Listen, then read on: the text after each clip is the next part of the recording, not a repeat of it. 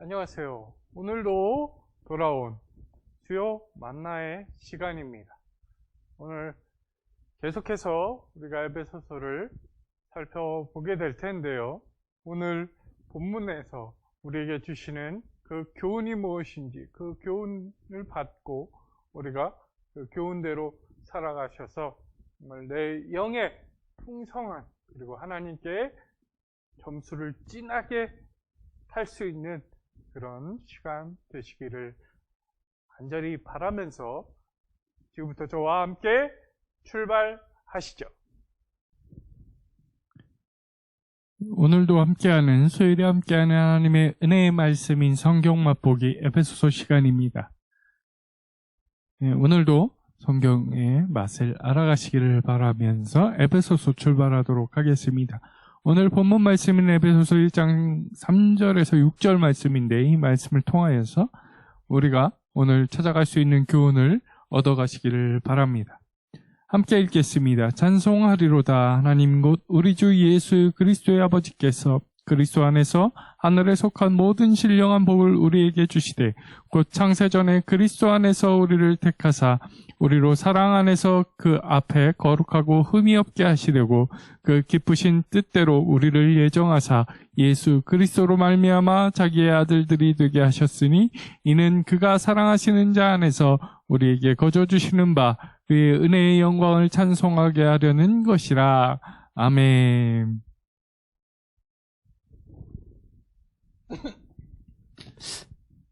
사랑하는 성도 여러분, 에베소서는 사도 바울이 감옥에 갇힌 상태에서 에베소고 라카스벨리에 있는 그 교회들에게 보낸 편지입니다.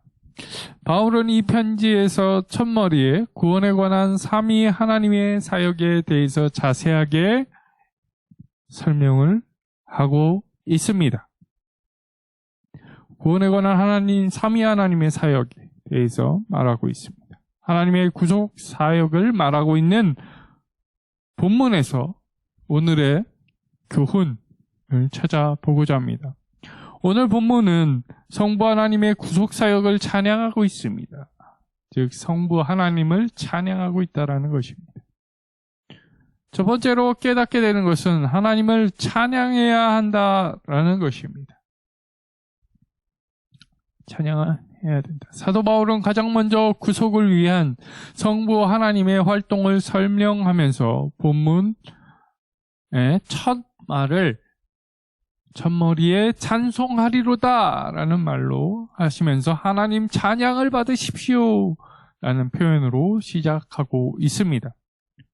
우리는 이 3절 말씀 속에서 두 가지를 생각해 볼 수 있습니다.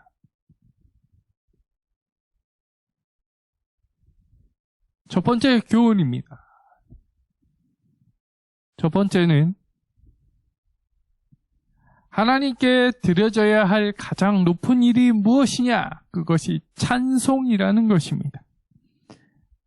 이 찬송은 하나님을 아는 지식에 더해 있는 것이 찬송입니다.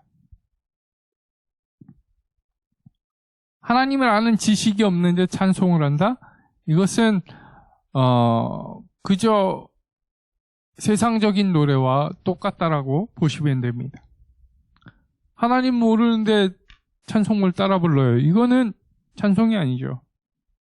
우리가 아는 분들이 알고 있는 당신은 사랑받기 위해 태어난 사람, 이거는 교회를 다니건 안 다니건 많이 알고 있습니다. 지상파 방송에서도 꽤나 많이 노래가 틀어졌던 걸로 알고 있습니다. 과연 하나님을 모르는 사람들, 하나님을 믿지 않는 사람들, 예수 그리스도를 믿지 않는 사람들이 이 찬양을 부를 때 누구를 위해 불렀을까? 이게 과연 찬송일까?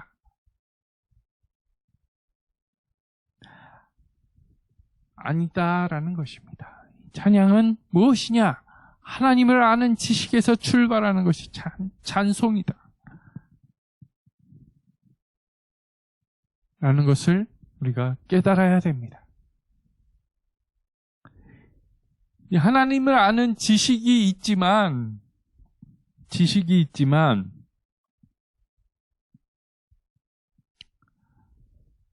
만약에 이 지식만을 드러내고자 한다면 그것은 하나님을 아는 지식에 대한 능력을 자랑하는 것이 되고 말아버립니다. 그러면 어떻게 되느냐면 나 이만큼 공부했어요. 나 박사학위 있어요. 신공로주의에 빠집니다. 내가 하나님을 알고 이 정도로 섬기고 있습니다.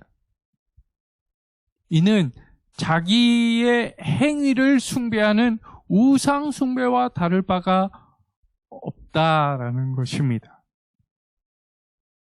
이 우상 숭배에 빠지지 않기를 주의 이름으로 간절히 소망합니다.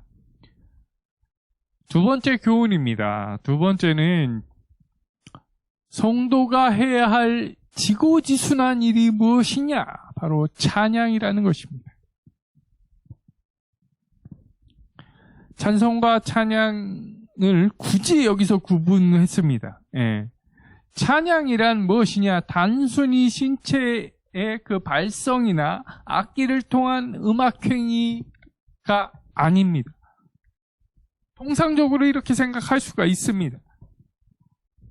하지만 아니라는 것이죠. 찬송이랑 비슷하게 찬양도 하나님에 대한 깊은 지식에서 출발합니다. 하나님을 아는 지식에서 출발을 한다라는 것입니다.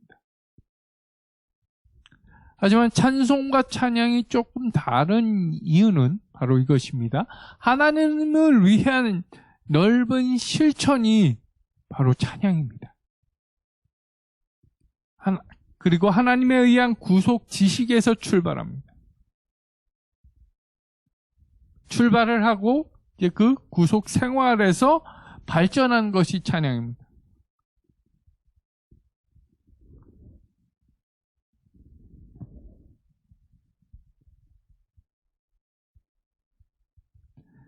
즉 선택받은 자로서 하나님을 위하여 사는 것이 바로 찬양의 능력이죠. 찬양의 능력. 이런 것들이 없이 단순히 음악을 이용하여서 찬양을 하고 그리고 어떤 분들은 그 감정과 그 안에 쌓여있는 그 에너지를 터치를 해서 어떻게 흥분시키시는 분들도 있습니다. 이런 것들은 굉장히 이방적인 것들입니다. 실제로 이전에 속하였던 그 이방인의 삶을 추구하는 것과 다를 바가 없습니다. 이방인들의 제사의식에도 이 놀라울 만큼이나 정교한 악기들이 사용되는 것을 우리는 잊어서는 안 됩니다. 그러므로 하나님을 찬양하는 데는 그리스도인들에게 정작 필요한 것은 음악적인 그런 실력 따위가 아닙니다. 성경을 통한 구속 지식의 습득과 성경을 통한 구원 윤리의 실천이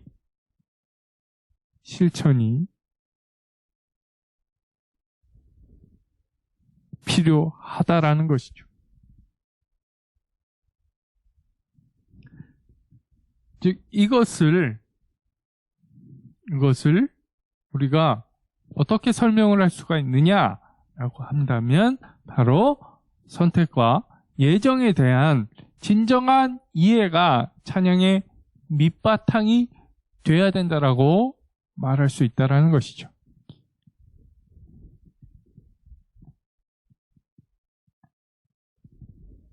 선택과 예정에 대한 이야기는 잠시 후에 이야기를 더 할 테지만 하나님께서 우리를 선택하셨고 우리를 예정하셨다.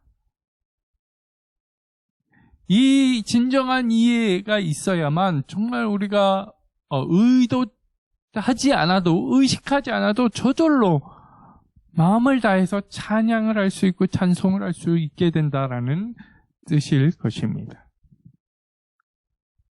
자, 그렇다면 하나님에 대한 찬송이 왜 터져 나오게 되는 것이고 왜 찬송과 감사가 사도 바울의 입에서 나오는 첫말이 될 수 있었을까? 그 까닭은 하나님께서 아주 놀라운 일을 사람에게 베푸셨기 때문입니다. 하나님의 일을 체험하는 자는, 하나님의 은혜를 얻은 자는 찬송을 하게 됩니다. 그의 첫말은 찬양이 되고, 하나님이 무슨 일을 하셨기에 찬송을 하나요? 복을 주셨다라는 것입니다. 하나님께서 복을 주셨기 때문에 하나님께서는 찬양받으시기 마땅하신 것입니다. 사도 바울은 하나님의 복 주심을 말하기 전에 하나님이 어떤 분인가를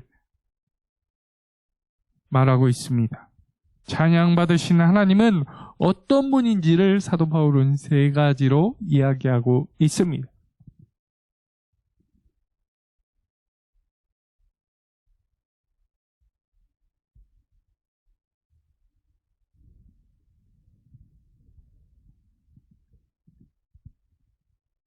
찬양받으신 하나님. 세 가지로 나누고 있는데요. 첫 번째로 삼위 하나님입니다. 삼위 하나님. 두 번째가 예수 그리스도의 아버지이십니다. 그리고 말씀드렸던 복 주시는 분입니다.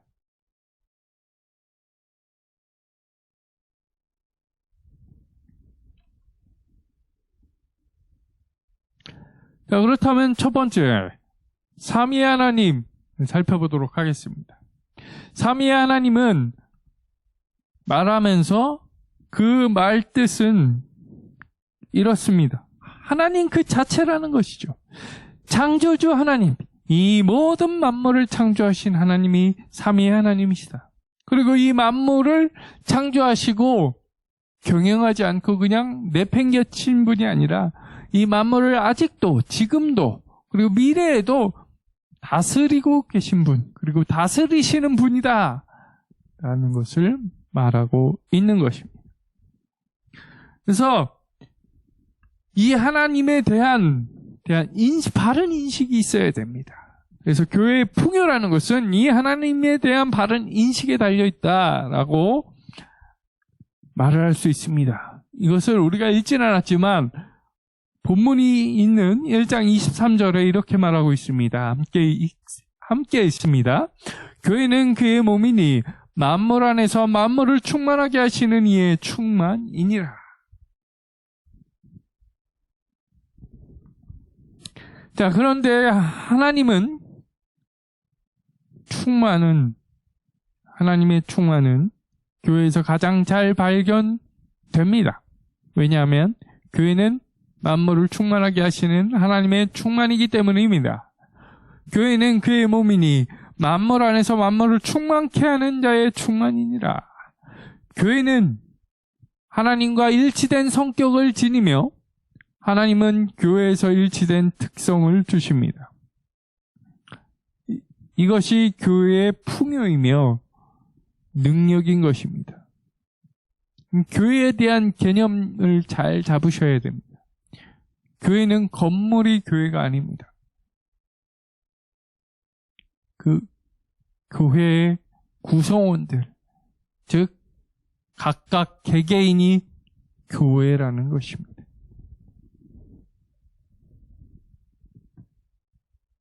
자, 두 번째로는 예수 그리스도의 아버지이시다. 예수 그리스도의 아버지다. 예수 그리스도는 우리의 주인이시자 주님이시며 하나님과 인간 사이의 중재자가 되십니다.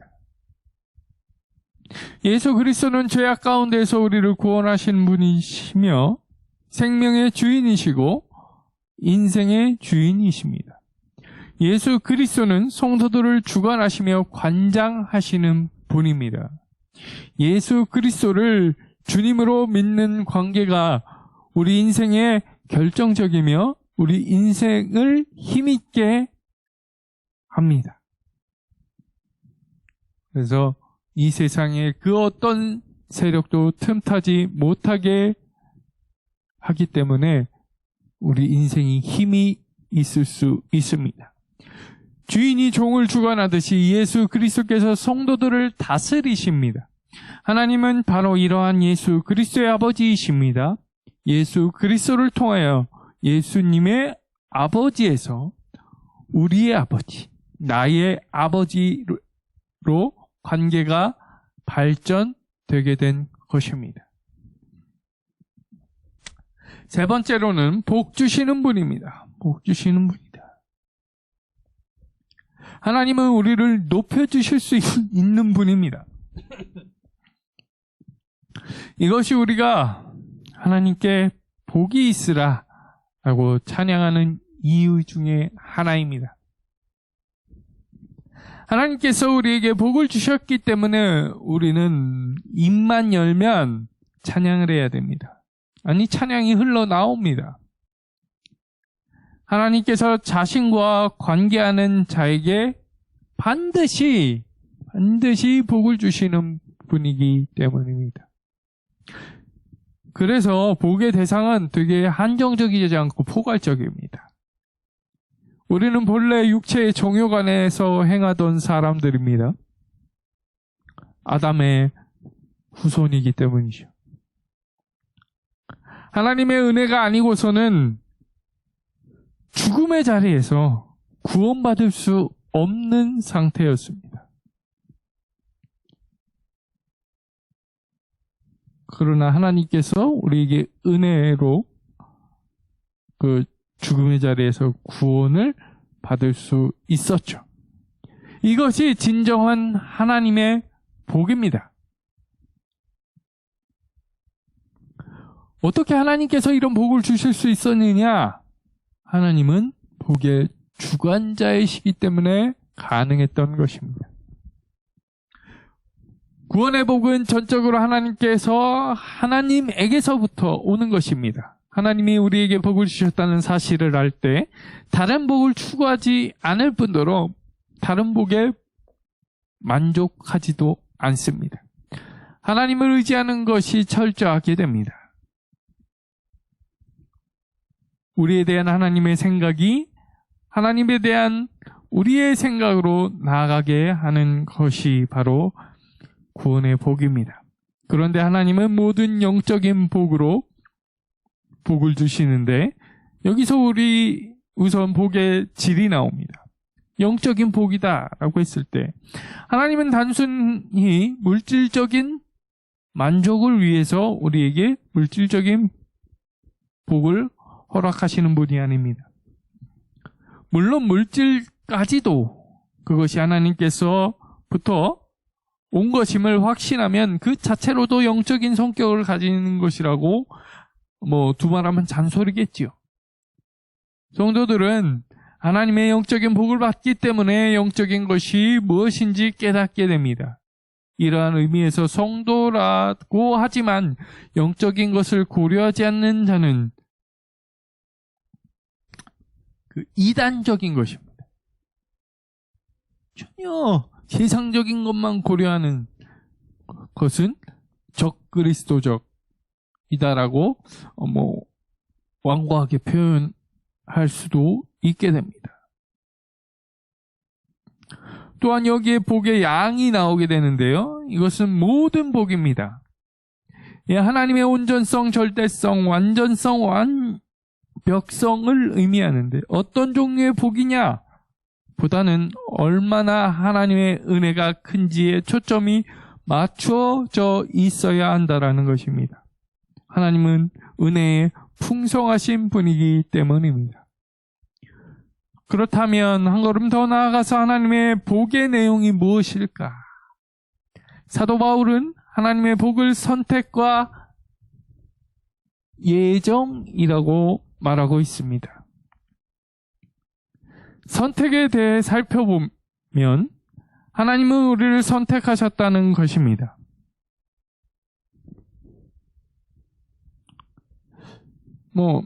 이 선택에 대해서도 사도 바울은 세 가지로 언급하고 있고요. 또 사도 바울은 예정에 대해서도 세 가지로 언급하고 있는데 먼저 선택에 대한 이 세 가지 언급을 살펴보고자 합니다.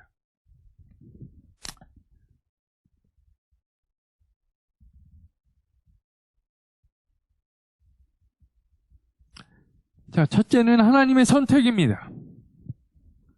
하나님의 선택인데 하나님은 어떻게 우리를 선택하셨냐? 라고 했을 때 사도 바울은 그리스도 안에서 라고 말합니다. 그리스도 안에서. 그리스도 안에서의 선택은 그리스도의 존재가 창세 전으로 소급되는 것이 분명하다라는 것을 알려주고 있습니다.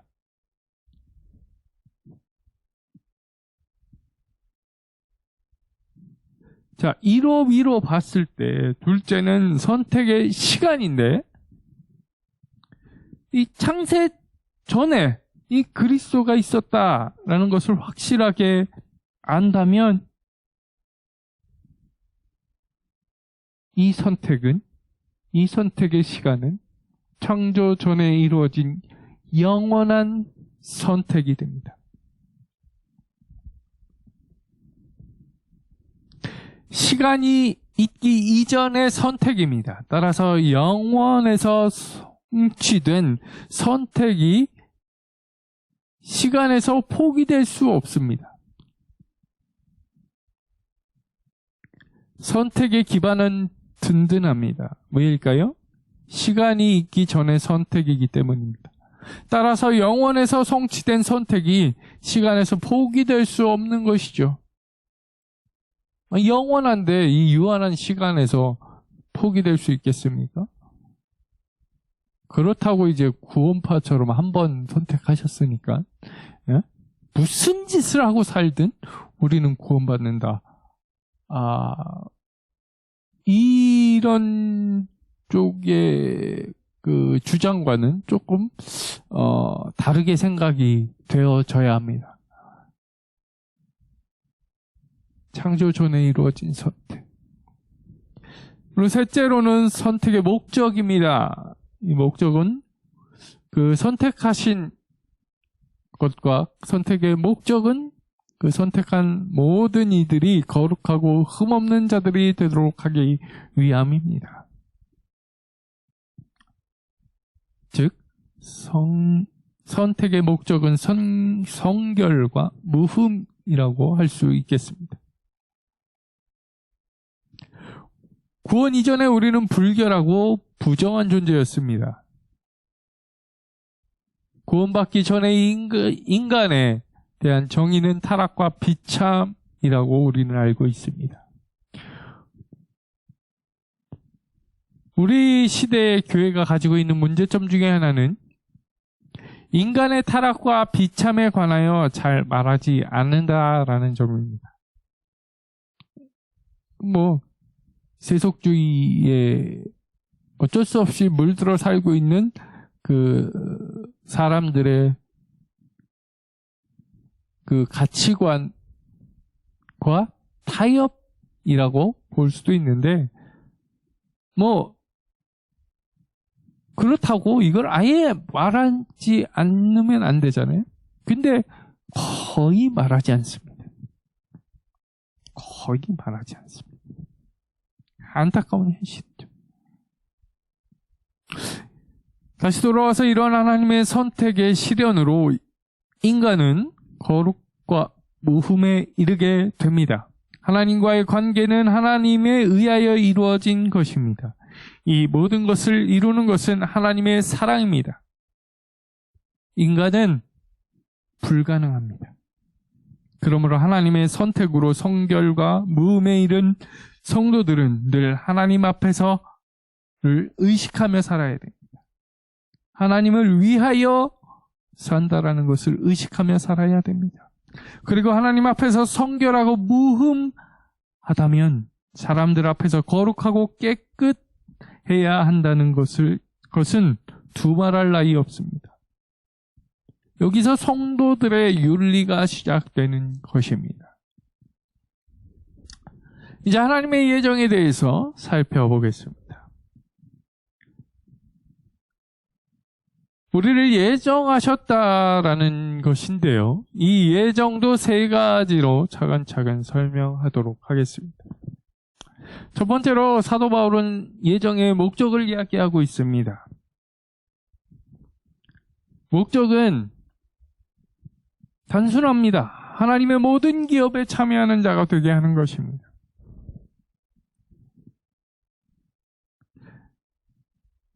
성도를 아들들이 되게 하셨다라는 것은 하나님의 모든 기업에 참여하는 그 자가 될 수 있다라는 것이죠. 그것을 하신 것입니다. 즉 하나님께서 인생에 허락하신 가장 큰 복은 하나님의 자녀가 되는 것입니다. 이것을 분명하게 인식하는 성도는 하나님의 자녀가 된 가장 큰 복을 얻은 사실을 잊은 채 부차적인 것들의 마음을 뺏길 수는 없습니다. 또한 세상의 복을 우습게 생각할 수 있는 여유를 얻게 됩니다. 더 나아가서 자신이 세상에 속하지 않고 하나님의 자녀가 됨을 세상에 당당하게 표현하며 살 수 있습니다. 두 번째로 그 예정의 방법이 나옵니다. 이 방법은 바로 예수 그리스도로 말미암아 라는 단어로 말씀하고 있습니다. 단순히 결과를 예정한 것이 아니라 방법까지도 예정하셨다라는 것입니다. 하나님께서는 예정하기 위하셔서 가장 큰 값을 치르셨습니다. 예수 그리스도 안에서의 예정은 효과적인 예정입니다. 만일 예수님의 공로가 무너질 수 있다라고 한다면 이 예정까지도 무너질 수 있습니다. 그러나 예수의 공로가 절대적으로 효과적인 한 이 예정도 절대적으로 불변할 것입니다. 그렇다면 이렇게 예정할 수 있었다라는, 이렇게 예정하셨다라는 근거가 나올 것입니다. 그 근거는 이렇게 됩니다. 하나님의 뜻을 세우시고 기뻐하심을 따라 된 것이다 라고 말씀합니다. 하나님의 예정은 이 예정을 위하여 뜻을 세우고 그 뜻을 기뻐하셨으며 행하는 것을 기뻐하셨습니다. 이것이 하나님의 예정입니다. 하나님은 세우신 뜻을 기뻐하시기에 예정을 반드시 이루십니다. 하나님의 예정은 하나님의 뜻으로 되었기에 그 누구의 간섭도 받지 않으며 그 뜻을 기뻐하시기에 예정은 순조롭게 진행되었습니다.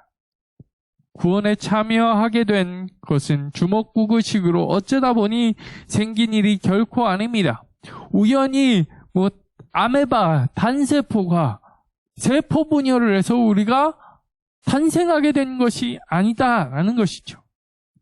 모든 일을 그 마음의 원대로 역사하시는 이의 뜻을 따라서 예정을 입어 된 일이라고 성경은 말해주고 있습니다.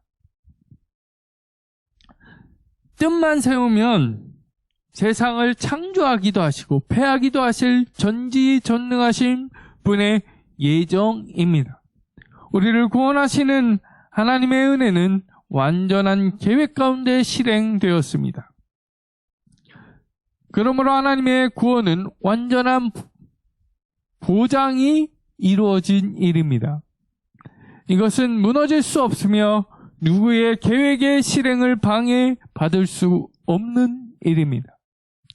하나님의 구원은 이미 확실한 일이며 앞으로도 확실한 일일 것입니다. 하나님의 구원 사역은 영원한 성격을 가지고 있기 때문입니다.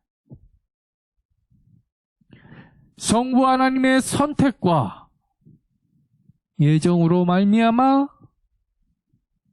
구원은 시작되며 견고하게 진행이 되었습니다.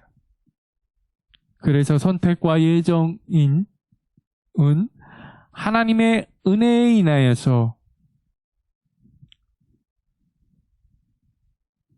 된 것이니까 우리는 그 은혜를 인하여 우리는 찬송할 뿐입니다.